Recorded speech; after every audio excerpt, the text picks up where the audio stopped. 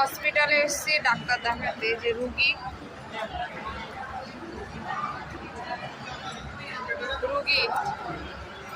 কি বলবো, কিছুদিন আগে ছেলের শরীর প্রচুর অসুস্থ ছিল, গায়ে জ্বর সর্দি কাশি ছিল, বেশি দিন হয়নি একটু সুস্থ হয়েছে। 2 দিন শুধু স্কুলে গেছে, জাস্ট 2 দিন। কালকে রাতে আবার শরীর অসুস্থ, গায়ে জ্বর,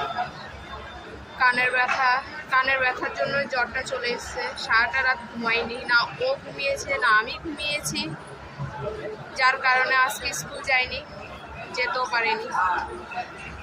পরশুদিন পরীক্ষা, আর কালকের দিনটা শুধু বাকি। আর আজকে নিয়ে এসছে ডাক্তারের কাছে, এখন আছে হসপিটালে ডাক্তার দেখাতে। ডাক্তার দেখানো হয়ে গেছে, ডাক্তার ওষুধ দিয়েছে, 5 দিন ওষুধ দিয়েছে, বললো খাওয়াতে, দেখা যাক কি হয়। এই যে আমার কপালে শান্তি নেই, জানি না এবার পরীক্ষাতে কি করবে।